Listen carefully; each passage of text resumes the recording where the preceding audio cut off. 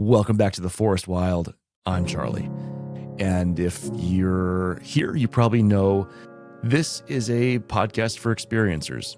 Although we're not only limiting it to Sasquatch, that's what we primarily are going to talk about. And on that topic, as you know, the main leading authority, the investigatory body of that part of this world is the BFRO, the Bigfoot Field Research Organization. And in this podcast, we are going to talk a lot about frequency of sightings and number of sightings. And with that, there is this assumed credibility of just a report. We would assume it's not just that someone posted on Reddit that their friend at work saw something weird in the forest. And so this episode specifically, I want to talk about what a credible report entails. How does something go from being just a story to a credible sighting? So in the eyes of the BFRO, the Bigfoot Field Research Organization, they don't just post every tale that shows up in their email inbox. And there's a process, a set of checks. And that set of checks begins really the moment somebody hits submit on the website. So the first step is a submission. Anybody can file a report of a sighting on the BFRO website. The form asks for the basics, so time, date, exact location, but it also digs deeper. What did you see? What did you hear? Were there others with you? What was the weather pattern like? What was the lighting like? What was the terrain like? Things like that. And the goal is really, from what I understand, is to have detail, because vague stories, they just seem less credible. They don't get very far. It just sort of indicates that either it didn't happen or there's something, some reason why we can't count it as one of the sightings we assume is credible when the BFRO says it is. So step 2 is a follow-up. So once a report lands in the system, it doesn't go straight out to the public on the site. A volunteer investigator will reach out to that witness. And here's the key. If they can't reach you, if they can't talk to you directly, that's where the report ends, right there. If there's no interview, the BFRO assumes there's no credibility. So that's at least a helpful thing to know, that like everybody who submits something is getting talked to, and somebody who has a reputation at stake is saying that, you know, I spoke with this witness and they're credible. The people doing these follow-ups, they often come from backgrounds in either law enforcement, journalism, or even biology. They know how to ask questions. At one point in their lives, they were a professional question asker. And more importantly than that, they know how to spot a shaky story. The next step is the evaluation. So every report that survives this interview process gets weighed with methods that are investigatory methods borrowed from those industries. So law enforcement, policing, investigative reporting. The question is not, is this scientifically proven? It's not what they're asking. The question is this account consistent, specific, and plausible? Investigators are looking for the same things that a jury would look for in a testimony. They're looking for coherence, detail. Does it hold up when you press it on the edges? When you know, for example, when I was a police officer, one thing we would do is, a lot of people can benefit by calling and reporting something as stolen. And the stories get wacky. Sometimes they just are hard to follow. But you know, as a police officer, you can't decline somebody's credibility just because it was a wacky story. And so one of the tricks that I used to use, if somebody had a story that didn't seem plausible, is I would ask them to tell the story backwards. And that is something that someone who is actively fabricating, let's say it's for insurance fraud, I'm going to report my motorcycle stolen, and then while the motorcycle's sitting in my buddy's garage, then I get a check for a new motorcycle, and I have 2 now. That thing, if I have told the officer, okay, so I saw this car pull up and I saw these guys get out, and they left, and they took my bike, they turned it on, they left, and they drove away. I would just have them tell the story in the reverse. And when it starts to fall apart, or they forget to leave they forget to include a detail that would obviously have been involved in that situation, you just can, you have a little hair on your neck stands up and go, oh, okay, maybe something to look into. And so that times, however many times it has to happen, is what one of these investigators will do for each one of these sighting or experience reports. The last, not the last one, the fourth step here is classification. And this is really important. I think I've even referred to classifications already without explaining them yet. So if a report passes those hurdles we've already talked about, it gets published and then it gets a grade. A Class A sighting is a report where a witness has a clear, direct observation, undisputed, of a creature in conditions that leave little room for error. So like daylight, close proximity, very like it drooled on me as it was above my tent and I saw it with my own two eyes. These are the strongest. It's a horrible example. These are the strongest cases. Okay, so Class A encounters. Class B encounters are reports with credible experience, but under sort of less than ideal conditions. So like a distant sighting or low light or audio only encounters. They're still considered possible encounters, but they have that's the BFRO saying that this situation has a higher chance of misinterpretation. And a Class C encounter, lastly, is a secondhand or third-hand account where the report is from a source that can't be tracked or verified, or these typically carry the highest risk for error, and they're not usually published publicly, although some older and historical ones might be archived. You might see a Class C encounter on there. Anyway, it's really important as we go forward in this process with one another that we're able to use these terms fluently. So anyway, the last part is step 5, which is the preservation of evidence in a BFRO case. And sometimes a report comes with physical traces, so footprints, hair, impressions in mud or snow. And the BFRO actually even trains people to cast these prints that they find in the same way that law enforcement casts like tire tracks or boot prints at a crime scene. So the evidence is measured, photographed, casts are taken, and they're preserved. It's not required, but when it's done right, it does add credibility and weight to the report. So that's the path. There's a form filled out online, and there's a conversation with an investigator, and then there's ultimately a classification. Obviously, because of the nature of this part of the world we're talking about, it's not a perfect system. It's not a science in the lab coat sense, but it's a filter, and it's the best one that we have so far. And say what you will about that organization. If there's, ask 10 people about it, you'll get 10 different responses. It's not perfect by any means, but it means that when you hear about a Class A report from the BFRO, you know that it's passed through a gauntlet of skepticism and it's been vetted before it reached the page that you're seeing it on in the BFRO. So that said, what I wanted to do is go through just a couple of examples of, sightings, and I wanted to just get a little bit of a sample size to show you what these kind of look like. Obviously, there's a longer narrative that I'm gonna read, but I just wanted to give you the broad strokes. So I'm going to tell you where a sighting happened and give you a little description of it. And what I want to show here is that in just a couple of minutes, we're going to go over multiple Class A sightings that real, credible human beings determined happened.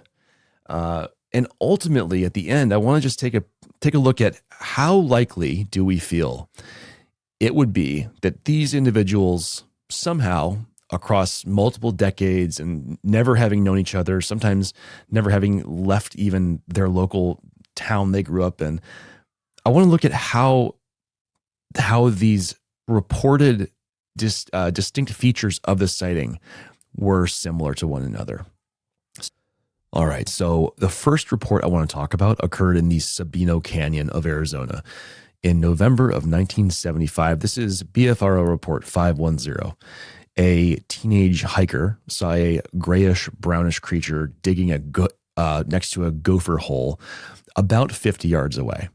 In the follow-up interview, the experiencer said that it had a cone-shaped head and ears smaller relative to the being's size. It had long, muscular arms with hair up to 6 inches long at points. And the experiencer said that the hair was 50% gray and 50% brown, and that the animal was squatting, yet still stood about 5 or 6 feet tall while squatting, and allegedly emitted a strong body odor. And that is also a very commonly reported trait of these encounters. The next one occurred in Guntersville Lake, Alabama, in the early 1990s. BFRO report 18043. A family driving near Guntersville Lake at night saw an approximately 7 to 8 foot tall animal with long dark hair carrying the head of a St. Bernard dog. In the follow-up, the witness reported viewing the creature from roughly 150 feet away and described it as dark-haired with a large build. I got to get my yard or foot consistency down, because in the first one I said 50 yards, then I just said 150 feet. We're getting there, guys. It's a new podcast. Anyway, carrying the head. That is not cool as a dog fan. All right, the next one. Sandy Hook, Kentucky in the late 1980s. A passenger in a car saw what she first thought was a walking tree. She described a massive figure, about 7 feet tall, with grayish brown hair, with a huge tree trunk-like body. When it turned its head, she noticed a lighter patch where the face would be. The next one, Hurlock, Maryland, in the mid-2000s, report 25137.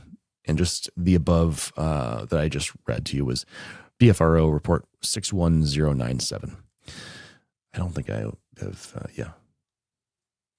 The walking tree was 61097. And then this one I'm about to read is BFR report 25137. This was in Hurlock, Maryland in the mid-2000s.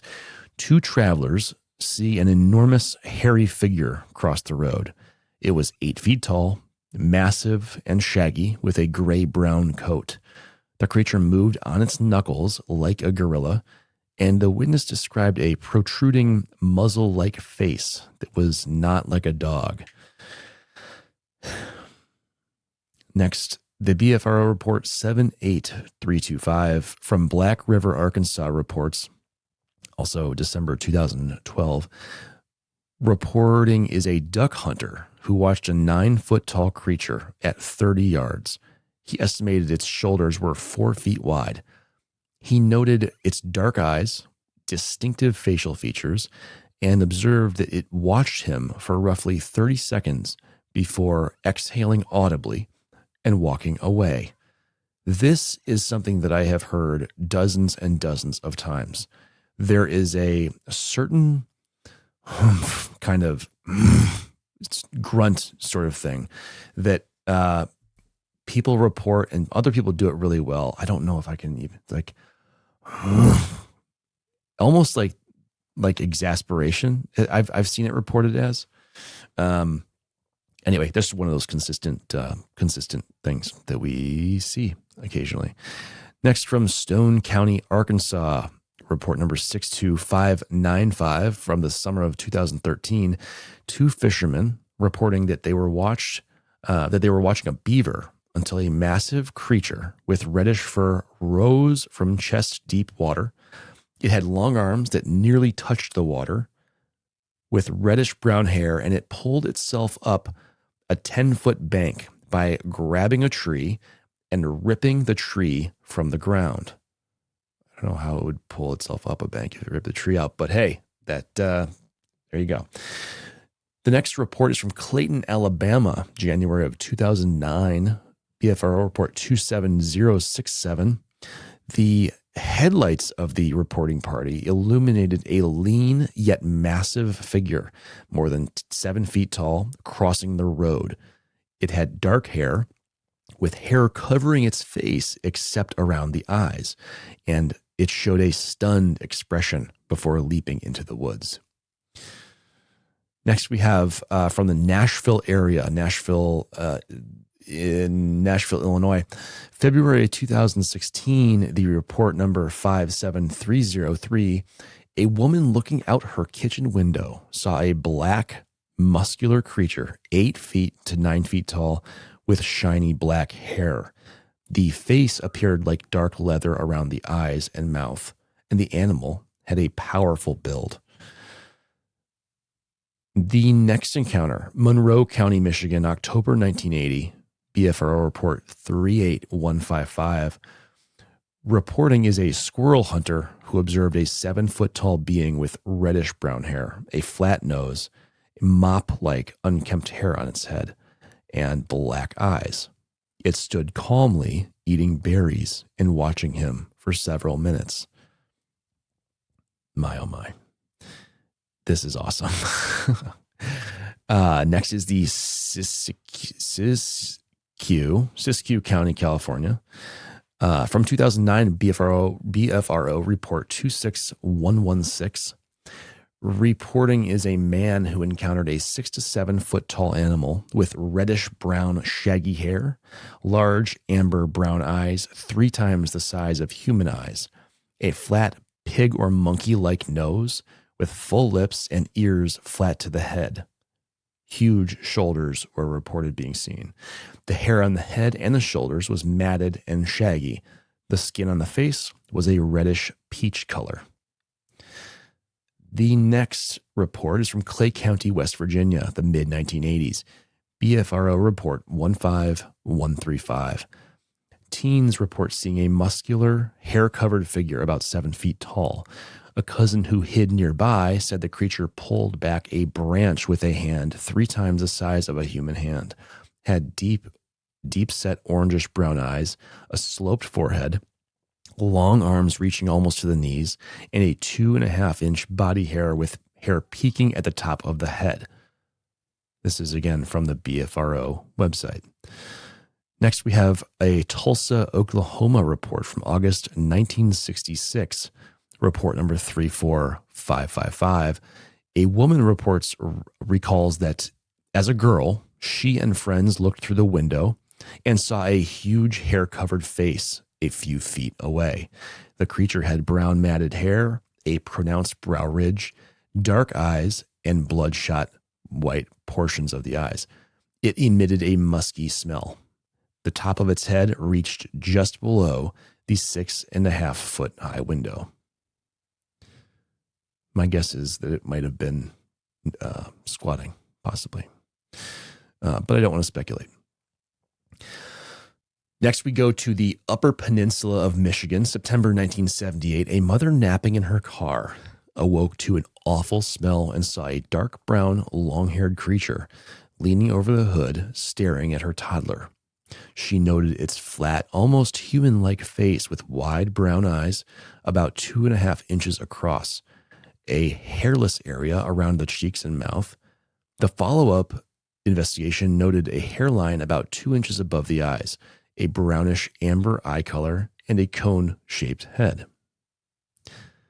The next report we'll talk about, it comes from Big Bear Lake, California, June of 1976. A 12-year-old boy encounters a dark-haired figure, approximately 8 feet tall. He focused on its long hands with thumbs, massive shoulders, and noted the nose was not turned up like a gorilla's. The investigator estimated its weight at over 500 pounds. Next, we'll go to Lawrenceburg, Kentucky, November 2011, report 33187. Sorry, the above, I forgot to report the numbers of the above ones. The Upper Peninsula of Michigan was report 2554, Big Bear Lake, California, 9759. Now off to Lawrenceburg, Kentucky, November 2011, report 33187. A deer hunter reports watching 2 Bigfoot jog past him at 25 yards away. One was black with brown highlights. The other was dirty blonde. Both creatures' arms reached down to their knees. Their faces were not covered in fur, but had lighter hair around the eyes, nose, and mouth. Next, we go to Doty, Washington, January 2007. Report 76611. A driver almost hit a hair-covered figure lying face down in the road. It raised itself up on its arms and turned its head toward the car. The witness saw a human-like face with a flatter ape-like nose, wet jet black hair about 4 to 6 inches long, and big shoulders, big forearms. The investigator estimated its height at about 6 feet. Next, we'll go to Sumner, Washington, September 1976. Report 28788. Reporting is a teenage trapper who saw an 8-foot-tall gray-black creature rise from behind a tree 50 feet away. It had a cone-shaped head, long hair down to the shoulders, a dark brown face with no visible neck, dark eyes with no white showing, and 4-inch-long body hair. Next, we're in Willits, California, July 2008, report number 24146. A driver saw a 7-foot-tall creature cross the lanes of Highway 101. Cross 3 lanes of Highway 101. It was covered in black woolly hair, but the face was hairless and yellowish like untanned leather. The nose was minimal, eyes were dark brown with bloodshot whites, and a bony brow ridge protruded. The creature used its long arms to run on all fours down an embankment. The fifth to last one is Grayling, Michigan, May of 1973, report number 23530. A boy and friends surprised a roughly 6-foot-tall figure with rusty brown wavy hair that hung in a dreadlock-like strands. It had a glum, old man-like expression, sunken orangutan-like eyes, and little hair on its face. The follow-up investigation notes that the creature's hair looked ratty, and it had a visible gut, belly, stomach area. Next, we're in the Homochito National Forest in Mississippi, November 1978 or 1979. BFRO report 12122. A young hunter sitting across a tree felt a heavy breathing and jumped up to find a 7-foot-tall creature covered in pine straw-colored hair with a hairless face except for a mustache. The arms hung down to its knees, and it had a sunken coal-black set of eyes. The follow-up investigation estimated that it weighed around 600 to 700 pounds, noting a dominant brow ridge, a flat but slightly upturned nose, and hair 4 to 5 inches long except for the face. The next report takes us to the Suwannee River State Park area in Florida, October of 2011. Report number 49326. A man walking his dogs watched a tree stump stand up into a 7-foot-tall creature about 3.5 feet wide. He noted dark reddish-brown hair, roughly 2 inches long, matted with pine sap, a slightly conical head with thinner hair on top, big dark eyes, a square jaw, and a face that looked like a mix between a human and an ape. The witness could see fingers with no hair on the palms. In the follow-up, he described the torso as V-shaped, the creature turning its entire body rather than just its head, and the head sitting directly on the shoulders. Second to last, we have the Sabine National Forest in South Carolina, November 2024. Report number 77862. A deer hunter in a ground blind heard a grunt and turned to see a 7 to 7.5 foot tall figure at 20 yards away. He noted its long brown/amber colored hair, an ape-like face, and long arms. The hunter and the creature watched each other for about 30 seconds before it walked off. And lastly, one of my favorite ones of all time, Peoria County, Illinois, October 2024. Report number 77743. A truck driver on Route 9 at dawn saw a tall brown creature about 8 feet tall with dark fur preparing to cross the highway. He was struck by its large yellow and amber eyes and said its head was the same height as the cab of his big truck. So, wow. These reports, I think, illustrate that a lot of witnesses see not only a large upright figure, but also they notice details like features of the hair the color of the hair, the length, the head shape, facial features, arm length, and body proportions. While some of those descriptions seem to evoke like ape-like characteristics, like a flat nose and a pronounced brow ridge and long arms and a cone-shaped head, those are present. But there's also others who note human-like elements, like expressive eyes, like flat faces or a square jaw, etc. Multiple witnesses independently describing long arms that a lot of times they mention reaches down to the knees. Another thing that's consistent is these huge heights compared to human beings. Consistently reported as broad shoulders and body hair covering most of the body, but sparing parts of the face and palms. Also, as you can tell from listening to this, many report unusual odors and a strong sense of something dirty or musky nearby.